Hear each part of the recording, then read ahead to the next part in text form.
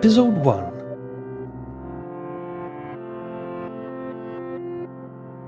It is important to note here that I'll give various examples of how to treat scenes differently. But not because I want to tell the writers and creators of the game how they should have done their job. Nor do I think that my examples and ideas are without a flaw. I don't want anybody to think that. I am only trying to demonstrate that adding certain features to already existing scenes, or using those scenes in different places of the story, or linking already existing scenes across the game, can help to create a richer player experience. Consider them suggestions or alternative paths to create a contrast.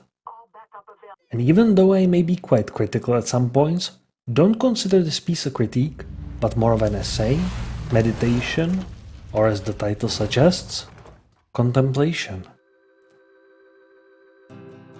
We start the episode on a Friday afternoon in Seattle as one Sean Diaz, coming home from school, accompanied by his friend Lila. They talk about going to a party and about Sean's crush, Jen.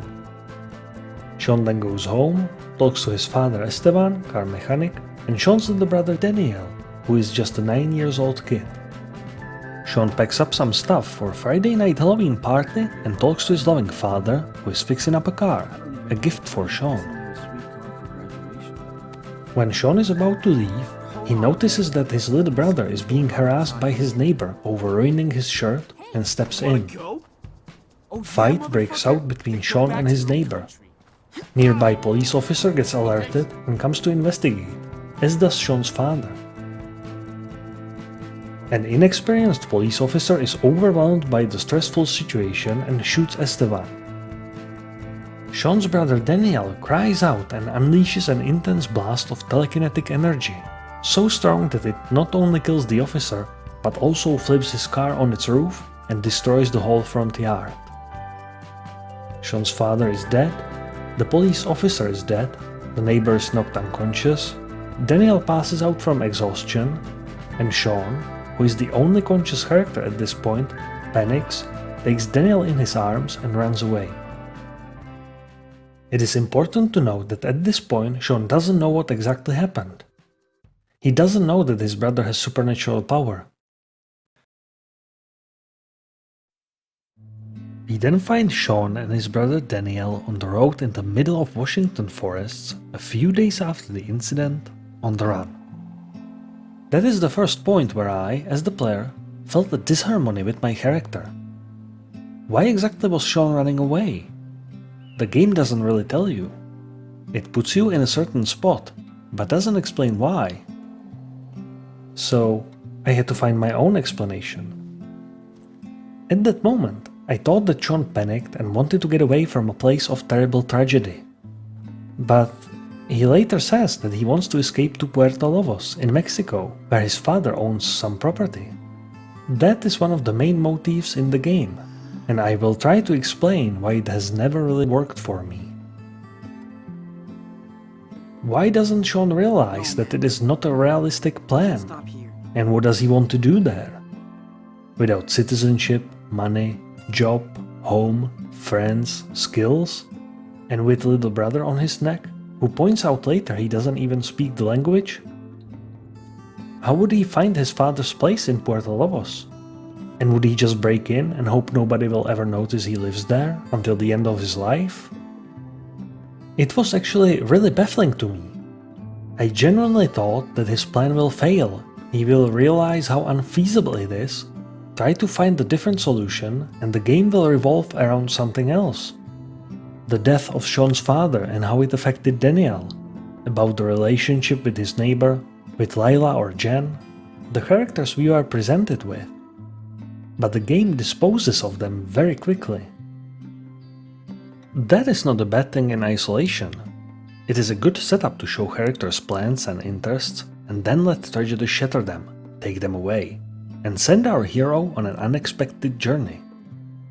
But that journey has to be motivated, either by internal drive, for example, I want to find the treasure or save the princess, or by external factors, I am being hunted, so I must run. The game mostly uses the second option, but it never really states why. Some people accept it, but I found it hard. Especially since game's chapters just kept going, no, jumping forward in time, without letting me, the player, bond with any of presented characters or without resolving implied plotlines. For example, how much better does Karen's character work when you are familiar with her the entire game, can further explore her past and her motivation in episode 4, and then apply that knowledge in episode 5 and use it to make that episode richer? When you can interact with the character based on actual information about them, their background, and your experience with them. But that simply doesn't happen with any other character. The game doesn't let anything sink in. Or maybe I should use the word resonate to keep the metaphor consistent with my introduction. So I had to find some sort of explanation. Sean kept running even after the initial shock because he expected to be blamed for officer's death. But why? What did he do? What could have he done even? Oh yeah, I threw your police officer across the street and then flipped his car like a boss. Clearly not. What did he expect to be charged with? Listen to Sean's explanation from the game. Just guilty of being... who knows? So the question is obvious. Of being what?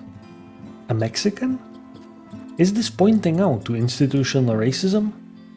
Because everybody in America is so racist that the institutionally racist police would find some ridiculous way to prove that Sean killed the officer, flipped his car, and exploded the front yard? That is not physically possible. But that seemed to be Sean's only motivation.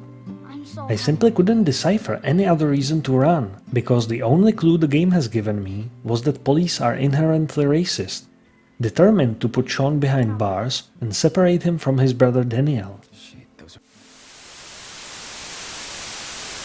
Shankar! An interception! I've written this about 2 months before the good people of the United States started massive protest against police brutality, systemic racism, and millions of people around the world took to the streets in support of Black Lives Matter movement. So I feel I should spend a little time to properly explain my position to show I don't make these statements in bad faith. I'm obviously not blind to the difference in treatment people are getting based on their race, background, parentage and descent. I find it appalling.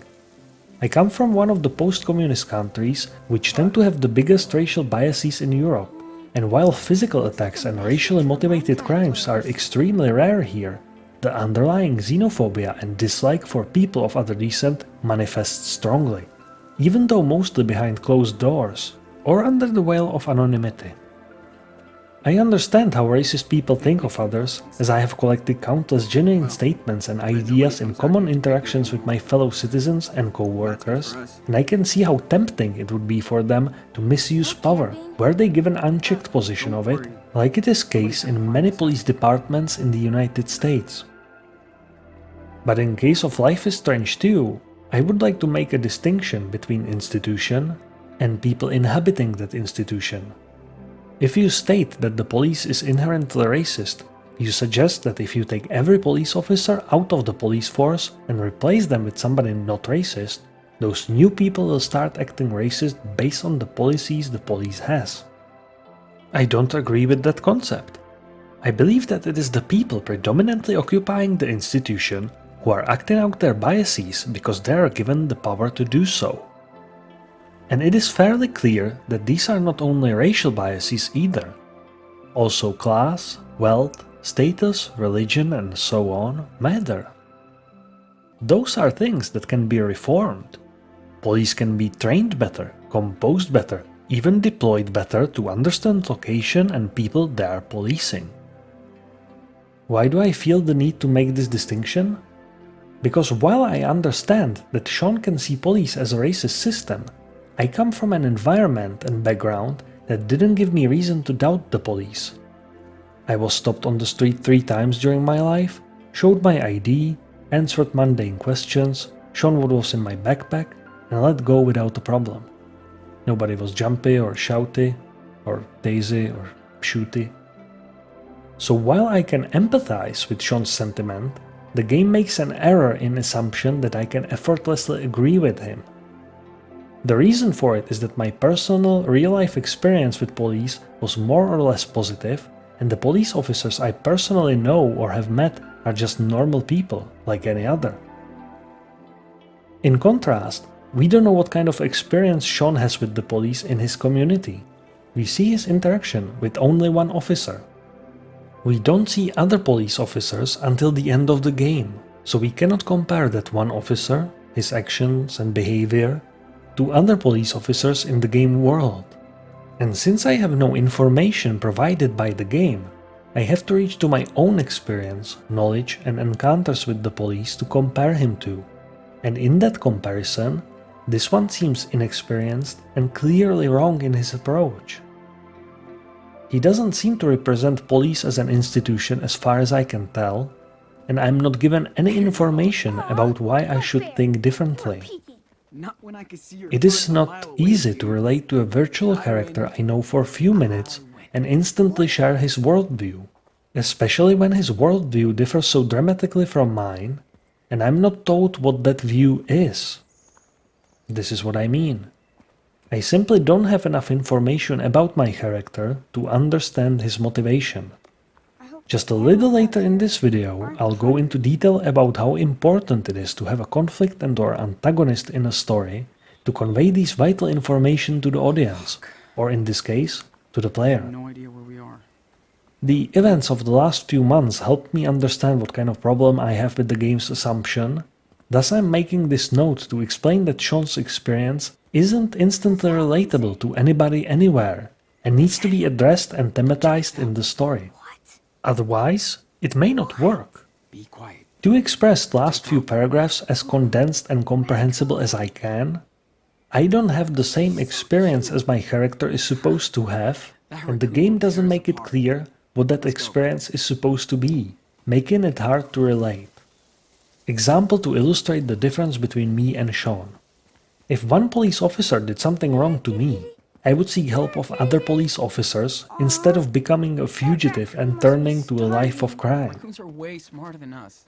I realize that at times I take a stance which may seem dismissive to those who suffer from inequality, but it is important to note that I'm not being critical towards people or condescending toward minorities or disregarding efforts of those fighting for justice, but I'm critically commenting on the way the game portrays these issues and uses them to structure the story without giving relevant context necessary to establish connection between the main character and the player. In the light of recent events, I was thinking about editing few portions of this contemplation to avoid any confusion, but because my commentary concerns game's storytelling, not real-life events, because my view hasn't changed, and because it would break the structure of this video series, I have just decided to insert this comment instead, to better explain my position. Let's go back to the original thought now. No. Actually, it's kind of perfect. I simply couldn't decipher any other reason to run, Honest, man. because the only clue the game has given me was that the police are inherently racist. Now, I genuinely have nothing against using that as a premise and motivation for our main character, Look, but the game never addresses that. our secret base. To put it simply, if the topic of the game is racism, why does the game never state that? The game never uses word racist, even in Sean's private conversations, not even in his diary. I'm not saying that the game has to spell it out, but given how blatantly the game portrays racist characters, it is strange that none of the other characters comments on it appropriately, calls it out. Only time racism is ever mentioned is this exchange.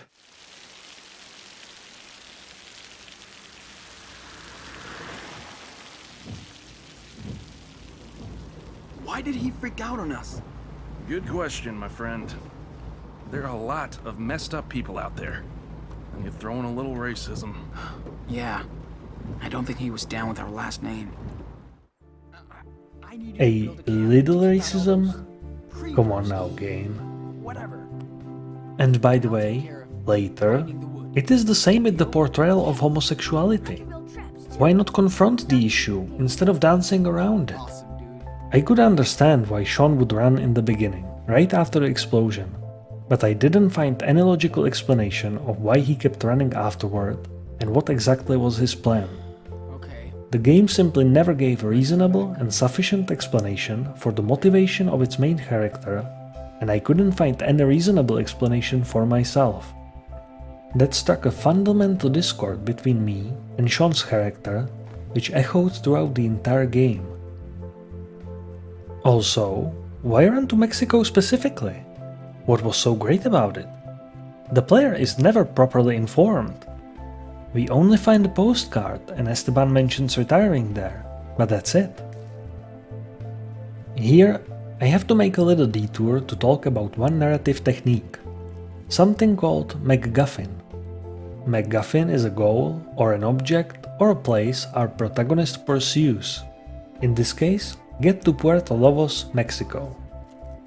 It is usually not explained why MacGuffin is important. A typical example in literature is the Holy Grail. We know that Galahad and the Knights of the Round Table are looking for it, but we don't know what it looks like, why is it important, what does it do, and so on. We only assume it is important because everybody treats it as important. But see, MacGuffin can only work if we trust our protagonist. Galahad is a good and noble knight, well loved and respected. He gains our admiration, so we automatically adopt the notion that the Holy Grail is important because we trust his judgment. The protagonist doesn't have to be a good guy, but he has to have our sympathy, our understanding, or support for his cause. We have to bond with him over something, This is perfect. even if that thing is him being cool. Pretty much any adventure movie uses this. You don't really care what relic is Indiana Jones looking for, you are with him for the ride. But because our main character Sean makes important decisions without my input, and those decisions are often flawed or even against common sense, and he doesn't have other redeeming qualities to truly bind me to him, I don't find him to be very trustworthy. Thus the Puerto Lobos escape doesn't only fail to work as a genuine plan, but also as a MacGuffin. In other words, I couldn't just indubitably accept, alright, cool, you're going down to Mexico. That's enough for a toasty. Even at the beginning of episode 4, when Sean wakes up in the hospital and Agent Flores is all over his case, I still kept thinking, what are you doing, Sean? Your plan to run away to Mexico is stupid. Please stop. I know I have already spent a lot of time on this, but having strong character motivation is an important aspect of any story. We only know Sean has decided to go to Mexico, but as far as I know, that is not magical get out of jail free card. Mexican authorities would just send the brothers back to the United States the second they would catch them. There is an extradition treaty between the USA and Mexico. Sean clearly wants to go there, but I wasn't convinced, because the game really doesn't give me a whole lot of to go on. I spent quite some time thinking about it.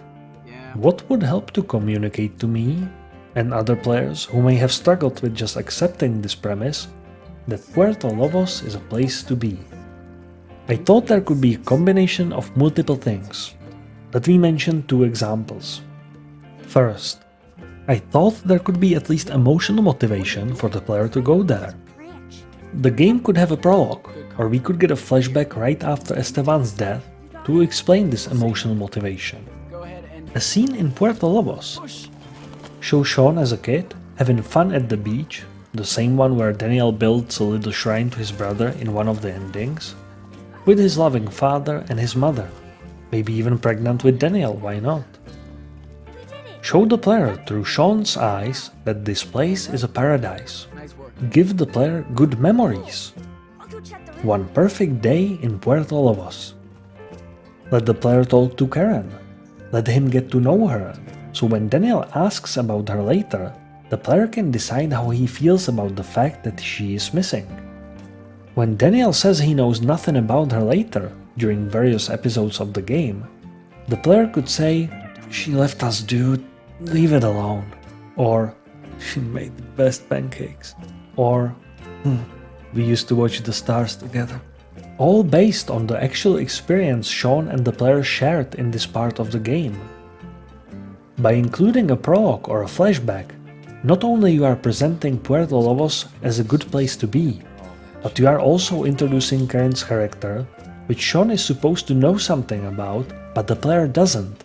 And also, you are providing some conversational topics for small talk with Daniel, because he keeps asking about her throughout the game. You are giving the player the option to form Sean's opinion based on pieces of trivia he is able to collect in that flashback. That makes the player feel included in the process. Got it. Having shared memories with my character would greatly help me to understand him and accept his motivation. Also, you are creating setups for episodes 4 and 5. In 4th, when Sean meets Karen, Sean knows who that character is, because he has previous experience with her. He lived with her. Pretty good. But I can add more details if I want. The player obviously knows who that character is supposed to be as well, but there is no emotional connection, no emotional impact linked to their meeting. We have never met that character, we only know that Sean dislikes her. I felt curious about her, more like Daniel felt, nothing like my character. But I will have spent more time on Karen in episode 4. In the 5th episode, Daniel can experience the same things you experienced in this suggested prologue, like pancakes and stargazing, for himself, and you can have Sean, Daniel, and Karen bond over it. Or not, if some part of their three-way relationship will be sour for any reason. I have to fall back to the statement, which I will repeat few times throughout this series, that game is a visual medium. Don't just tell us about how our character feels in the form of a note in Sean's diary or in a throwaway line, but show us, let us experience it for ourselves. Don't let Puerto Lobos be just a MacGuffin. Second, typically, when forming a plot structure, one of the things you need to present to your audience is conflict or antagonist. We know that in case of Life is Strange 2, the conflict lies in authority and society. Sean tries to get away from it. But the police officer who shot Sean's dad was simply wrong. He was unprofessional and didn't represent the police force or authority as a whole. The police is not a homogeneous group, even though it probably should be, just in a different sense. I, as a player, am not given a reason to distrust the police or authority as much as Sean does. I simply wish there was a stronger motivation for me as a player to share Sean's feelings. And the reason I find this slightly frustrating is that I think the game actually has that motivating scene, but in the wrong place. Do you mind? In episode 4, Sean is in a hospital and Agent Flores questions him. This scene sets up that Sean must escape that night before he is transferred to jail, but didn't have any other purpose in the grand scheme of things. However, having it right after Esteban's and officers' deaths would have. Imagine for a second that after initial incident, Sean gets knocked out just as other characters, or tries to run and gets caught, or decides not to run at all. The player would actually get to have some say in this, and ends up meeting Agent Flores. She tells Sean he's going to jail for assaulting the neighbor boy and his involvement in the officer's death, and Daniel would go to foster care. With a little stretch of imagination, that would actually make sense. Sean's mother, Karen, cannot be found, and Stephen and Claire could be deemed too old to foster kid as young as Daniel. Without going into too much detail, when deciding guardianship, grandparents' age is considered to prevent children from additional trauma from the loss of yet another relative. I have linked an interesting article about some aspects of child custody below. This could scare Sean into hatching a plan where he saves himself as well as his brother and he chooses to escape. Now, if you want Sean's conflict to lie in authority, let Agent Flores represent that authority, make her an antagonist. That is someone who forces a conflict upon the protagonist, in this case, Sean. Show her as someone who is willing to destroy Sean's bond with his brother and is determined to put him behind bars. Sadly, we can find countless real-world examples where police or prosecutors or other people in positions of power don't care about the truth, but about winning. Because winning scores points, winning means financial bonuses, winning looks good on election posters or work evaluation cards. And socially weaker individuals will be at strong disadvantage, because if they are handled by incompetent, prejudiced or otherwise corrupt characters, they won't have any chance to find their defender. After all, nobody will even hear them out. They won't be given a chance to be heard out for years after their fate has been determined in an unfair trial. So, let Agent Flores be that person. Let her make it clear to Sean that he's going down, that he cannot get someone else to take his case. That way are you, as the player, presented with an actual antagonist. Now, you have a reason to fear authority, because no matter who catches you, it will always be Agent Flores to handle your case. Always on your ass, ever getting closer, driven not by a sense of justice, but by a need to win. In Sean's eyes, Flores would be the personification of institutional injustice, washing the line between an organization and a person. And you may recognize this conflict, as it is similar to one in the movie Fugitive, where it's summarized in a famous exchange between Harrison Ford, who states, "I didn't kill my wife," and Tommy Lee Jones replying, "I don't care."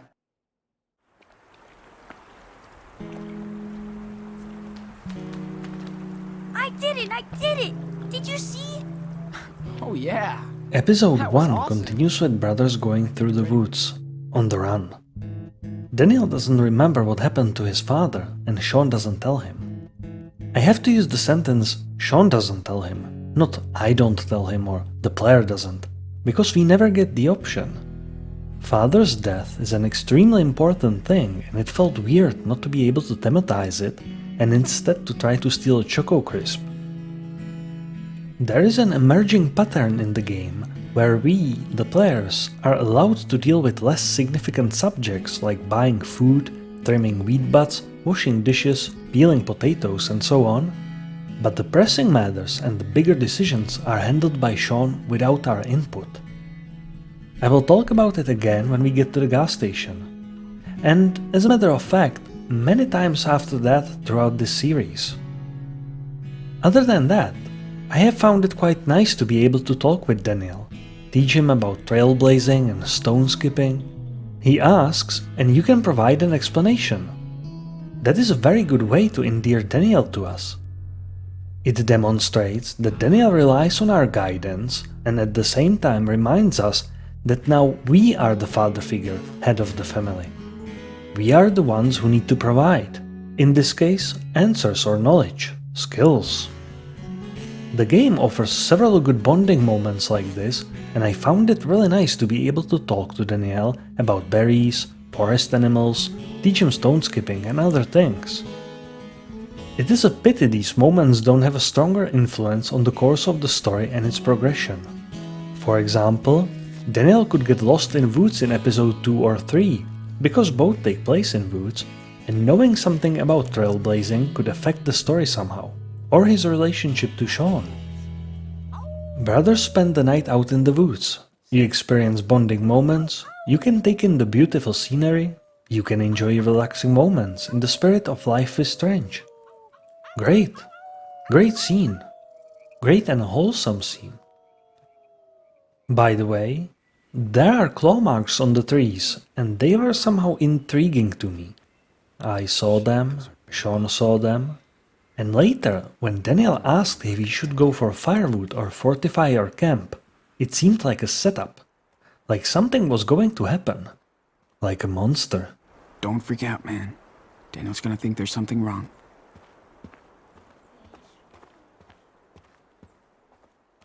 But the only payoff is that if you mention it to Daniel, he has nightmares, and that's it. It doesn't really mean anything. I'll come back to this in episode 2. This is sort of typical for this game. There is another example in the same scene. Sean has a cell phone. It has low battery. Daniel asks if he can play a game on it. It seems like a setup. The phone seems like a useful tool in dangerous forest. Anything can happen. But there is no use for it. It creates false tension with no repercussion one way or the other. Just allows for a short exchange between Daniel and Chris in episode 2. Another, by the way, if you've enjoyed Brothers' adventures in the woods in this part of the game and at the start of episode 2, check out Stephen King's book, The Girl Who Loved Tom Gordon. You won't be disappointed. I strongly suggest it, especially to youngsters and early teenagers.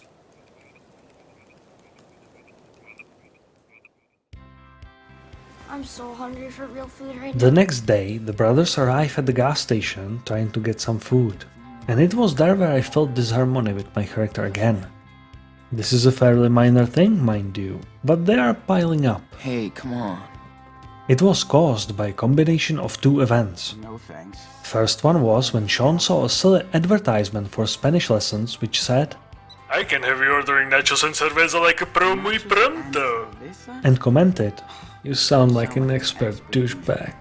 And later, when his brother David mockingly remarks, "Hey look, they're gonna teach us Spanish," Sean replies that that guy is a moron. A little side note is that David makes it seem like he knows Spanish, but later in the game, specifically in episode 5, driving from away to the wall, he states he doesn't. I assume this is a tiny error in the script. No biggie, just something I noticed. The second event is a little later when you talk to the lady at the cash desk of the gas station, Doris Stamper. Sean makes a note into his diary, not always, depends on players' choices, that she's a nosy bitch.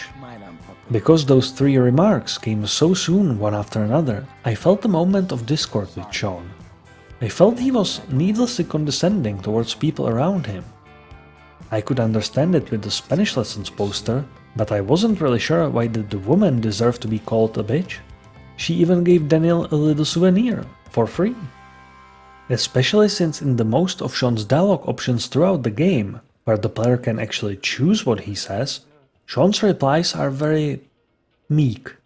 It would be much easier for me to accept this if he was brazen and strongly opinionated individual, but based on the given dialogue options he clearly isn't, and I as the player seem to have no control over it. That seemed like something Chloe Price would do, but not Sean. I know it seems like a really minor thing, but annoyances like this simply add up over time. Anyway, we also meet Brody Holloway, a freelance journalist who seems like a nice guy, with a beard, looking at the naked people on his computer at a gas station. I mean... It's not as weird as it seems, though. These people, they only want to live a normal life. Just naked. So yeah, probably a nice guy, not a creeper at all. When Sean and his brother leave the gas station to plan their next move, they are confronted by the gas station owner, Hank Stamper, who recognizes them as being wanted by the police, and he manages to capture Sean. Daniel escapes to later find and free Sean, again reflexively using his supernatural power when confronted by Hank.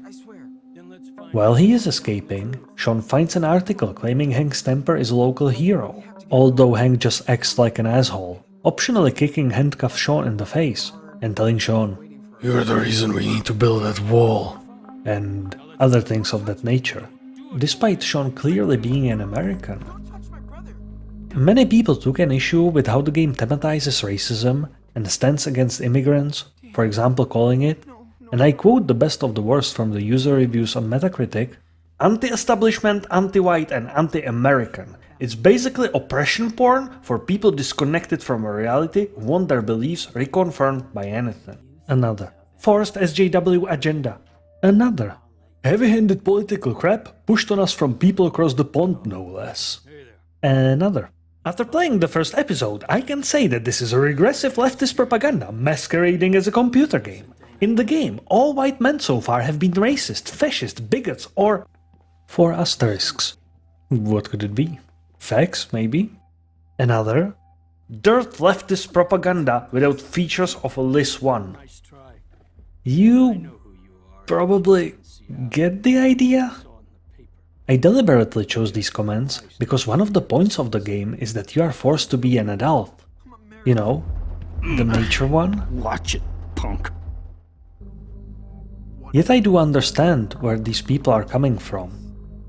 I think that Life is Strange 2 had a great opportunity to tackle issues of racism, but it failed to realize that racist people are exactly that. People, not caricatures. It is a great idea to thematize it, but the game would benefit greatly if it chose a slightly different approach, gently weaving its message into the story, building attention. Where the game presents us with seemingly one-dimensional character, I see an opportunity. This is another source of my frustration with this game. Many missed opportunities. Hank's temper comes off like a total asshole. For example, blaming you for stealing even if you did nothing wrong. But later, he says he recognized you from the news, which sheds a different light on his behavior. He was, in fact, trying to find an excuse to detain the brothers before calling the cops. But it is hard to notice because he acts like a total jerk. It is hard to evoke any real emotion, or teach Sean and the player a lesson, or present him with any true dilemma. So, let me give you a lengthy example of what can you do with a character like Hank's temper. I think it would be interesting to give the player a little leeway, rather than just knock him unconscious and cuff him to a radiator. Follow me. The first time Hank meets our heroes, he doesn't blame them for stealing, but instead tells them he's the owner of the gas station and that he makes the little wooden statues we can see in the back. He can offer one to Daniel for free. Then he comments on the boys' rough looks and offers them some hot beverage and something to eat on the house. If the player doesn't accept, he can act violently just as he does in the game. But if the player accepts, he takes the brothers in. Scene can take place in his office at the gas station. Hank obviously knows the brothers are suspects and wanted by police, but is trying to keep them in a non-suspicious and non-violent way, because he doesn't want to physically attack children, unless he feels it's necessary or unless he feels threatened. He is just trying to stall and keep the brothers in before he gets to call the police, and then keep the brothers occupied long enough for police to arrive. Daniel is in one room, preoccupied with the puppy later named Mushroom, while Hank tells Sean to help him prepare the food, only to lock him in another room. Note, the idea here is to separate the brothers to prevent Daniel from learning about Esteban's death prematurely. From this point, you have many possible outcomes leading into Brody's car. Sean will demand to be released. Hank will now reveal to Sean he knows they are wanted by police and they are going nowhere before the police arrive to sort them out. Now, let Hank and the player have a real talk. Mind you, my version of Hank is a little bit more open-minded, but such change serves a narrative purpose, giving the player a sense of achievement and possibility of choice, because in-game as it is, it doesn't matter what you tell Hank or what you do. It always ends in the same way, thus rendering your conversation meaningless. That needs to be remedied.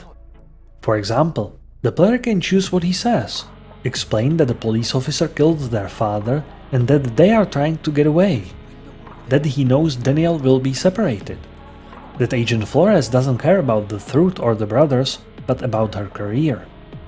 I think it would be quite an interesting experience if you could be honest with Hank, make him see the injustice you suffered, convince him to let you go, and maybe even to give you his camping gear, and then stumble upon the article claiming he's a local hero. Or the player could lie and say that they are on a camping trip and he doesn't know what Hank is talking about. Certain lines of dialogue could cause Hank's temper to have a change of heart, letting the brothers go before the police arrive. They would then run to Brody's car and everything would continue in a similar manner. It could be hard to achieve. Hank's final decision wouldn't have to rely solely on players' answers in their conversation. It could also be influenced by the player's previous behavior towards Hank's wife and other guests of the gas station. Or the player could be unconvincing, Hank would detect that the player is lying to him and wouldn't let them leave, so the player could try to force his way out, resulting in Sean being caught and Daniel escaping. The scene could continue just as it currently is in the game, with Sean cuffed to a radiator. Maybe there could be a certain set of actions that would allow the player to escape without anything supernatural. And if the player fails to do anything, then let Daniel take the initiative. There are many options which could make the player feel like his decisions make difference without breaking the main structural points of the game. Player would end up with Brody one way or another, just coming from a different place. Emotionally different place, of course. Hank's character would come off as having a real motivation, and not as a cartoonish villain, and the player would have a lot of meaningful interactivity and many chances to influence his own fate and the story of the game, which would also increase its replayability. Not to mention that taking violent versus non-violent approach could have effects in the future episodes for both Sean and Daniel. Also, once the player learns about Hank's deception, it would probably have some impact on their ability to trust other characters' motives in the future, among other things. But instead, the game lets me wander around the store, making me choose whether I want to buy a soda, or bread, or hot dogs. It seemed like an important decision at the time. I thought the money system will be an important part of the game, that I'll be forced to manage my finances, plan ahead, possibly steal, be hungry, or let Daniel be hungry. It seemed like an intriguing mechanic, but it is not. You don't really need money. It just has a facade of importance. It is a big missed opportunity. And it doesn't work at all when you play the game for the second time. Continuing, brothers escape from Hank's temper and find Brody, who is working on an article in his car nearby. I found it strange that Sean would just immediately trust a bearded stranger who was previously looking at nudes at the gas station. Somehow I wish I had a say in that. But again, just like at the beginning of the game, when Sean ran away from his house before the police showed up, we get no say whether we trust Brody or not. He could be some kind of creep. I understand that from a narrative standpoint it is necessary to have the player end up with Brody. So let Brody take the action. Let him spot the brothers' distress and call out to them. It would make more sense that Sean, in a state of panic, would follow an adult without thinking. Or you can do sort of a fake-out scare scene. Sean running from the gas station, turning corner, and he gets grabbed by someone. Is it Hank's temper, coming back with vengeance? No, it's Brody who's been nearby. He saw the explosion and wants to help. By having Sean actively trying to find Brody's help, you are taking away player's choice, even though all the consequences are positive. But if you cannot have the player making the decision to trust Brody, because the story requires them to end up together, let other than player character take action. It is okay not to have your protagonist making important decisions all the time, but you need to shift the responsibility somewhere else. Think of the famous scene from Terminator. Come with me if you wanna live. That was supposed to be Michael Biehn, not Arnold, but forget it. Continuing. Brody understands Sean's trouble and decides to help him. He gives Sean advice to throw away his cell phone, which is discharged at the moment, to avoid being tracked by the police, and drives them a few hours away, pays a motel room for them, and tells them they can contact him on his blog if they need anything. Brody talks to Sean about his life and gives him advice. Friendly characters really are a forte of this game. Brody seems like a nice guy and interesting character, and again, I thought that him giving us contact means we will meet him again in later episodes and will be able to have an interesting interaction. Thank him for his help, or maybe criticize him for his advice if it brings us misfortune. Nope, doesn't happen. We will be able to read his blog, but won't be able to do anything with it. No interaction. Oh, and Daniel managed to steal a puppy during their escape and named it Mushroom. And I think there is a little error or discord between choices and consequences system and the storyline. It is a circumstantial thing, but still interesting to mention. Earlier in this episode, you get a chance to steal a Choco Crisp from an abandoned car. If you do that, Daniel will learn that stealing is okay, and will steal a doll from Brody or a toy from Chris in episode 2. The problem is, he also steals the dog, right about the time he steals Brody's figurine. But taking Mushroom is not the result of the player's action, that is a part of the storyline. And that makes it seem like Daniel is prone to stealing things by nature, not by nurture, not by the player's example. I will briefly come back to this in episode 3. It would be better to move Daniel's theft elsewhere in the game to make more comprehensible distinction and to show to the player that it was his fault. So, Brody leaves and Sean, Daniel and Mushroom are in the motel for tonight. There, I had another moment of disharmony. Brody suggested we should contact him on his blog, tell Daniel about the death of his father, throw away our cell phone and possibly call our friends later from a burner phone. Sound advice, huh?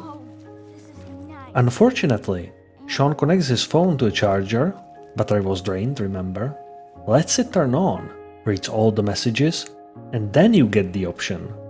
Call Lila, your high school friend, or not call Lila, and then throw away your phone. I have issues with this. 1. Sean, throw away your phone before you turn it on. After it is on, it doesn't matter who you call, you have been exposed. The only in-game explanation of Sean turning the phone on is the stupidity of our character. But as a player, I want to be that character and reserve every right to make stupid decisions for myself. The problem is that because the phone is already on, stressing about calling or not calling is meaningless. At this point, the phone has already connected to the provider's network and its position was triangulated. I didn't know if it is my character who doesn't know how phones operate, or if it's the creators of the game. If my character didn't know that, then he just gave away my position without giving me a chance to influence the outcome, and calling a friend was just a matter of courtesy, not a relevant decision with respect to my character's security. But if the creators didn't know how phones work, or deliberately choose to ignore it, and I'm leaning towards the latter, I was still making a relevant decision. That difference matters to me. 2. We talked to Lila for a few minutes at the start of the episode. I was told she's our best friend, but I didn't feel it.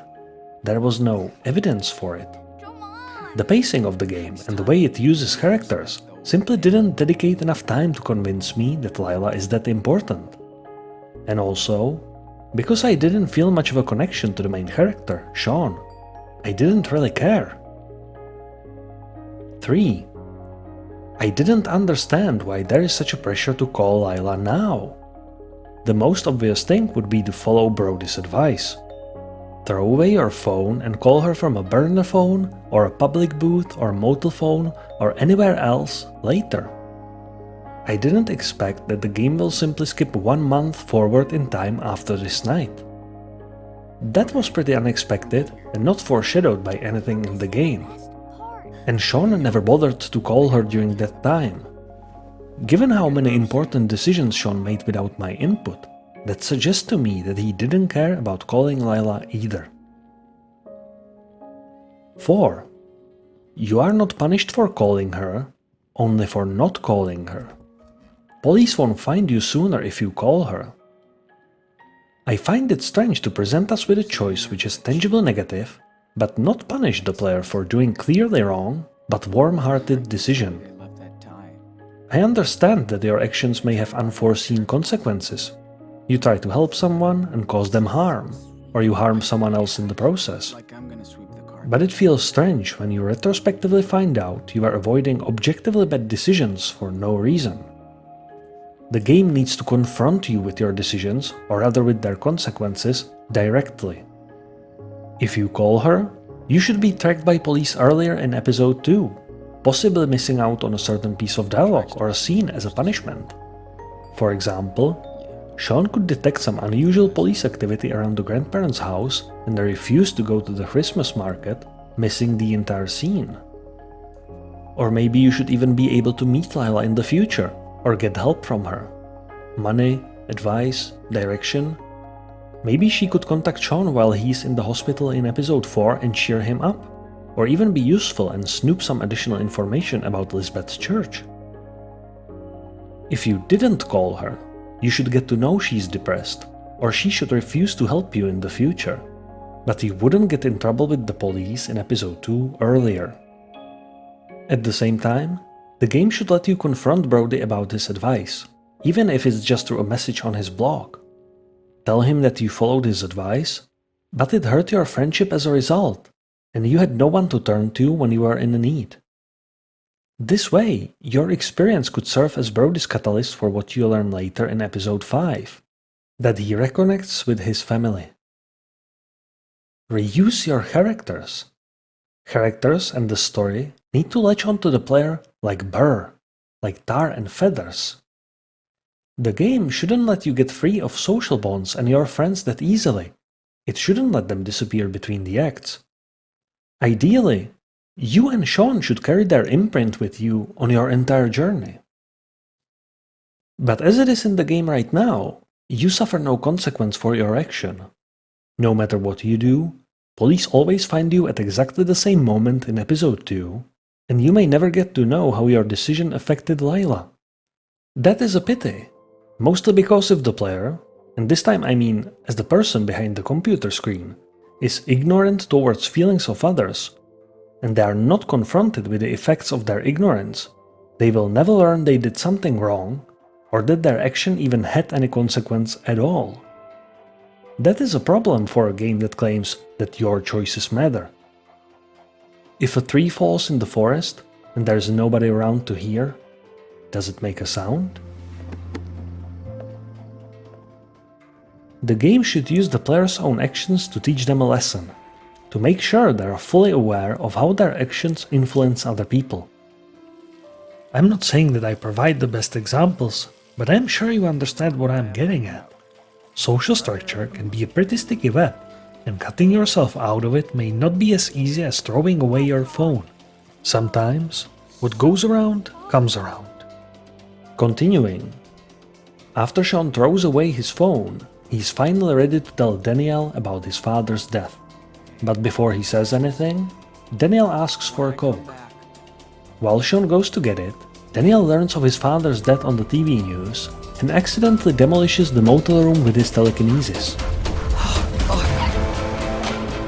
That is the moment when Sean fully realizes that his brother has supernatural powers. Again, I have felt slightly cheated out of gaming experience. It doesn't seem to be problematic from the creator's perspective to let the player decide what they want to do. Either don't tell Danielle about Esteban's death, and when Danielle sees the news, let him get angry and overwhelmed by emotion, lose control over his power and destroy room's equipment, or tell Danielle and maybe have a slightly different ending to the episode. Let Danielle be sad, let his brother comfort him, let the motel's room equipment escape harm, and just let Danielle tell you that he discovered he can make things move with his mind on the gas station when he was caught by Hank's temper, but was afraid to say anything. It seems, however, that the game rather lets you jump on a bed and watch Hot Dog Man and perform evening hygiene. It seems like the writers wanted this powerful, explosive, visually impressive action scene at the end of the episode. But, to paraphrase Hemingway, big emotions don't come from big words. You don't need a spectacle. A quiet, intimate scene between two characters can be just as effective, and to have both possibilities, depending on players' previous choices, would be extremely rewarding. You can create a different emotional impact from similar scenes, and you can make the player feel like their decisions matter. It's gonna be okay. It's gonna be okay.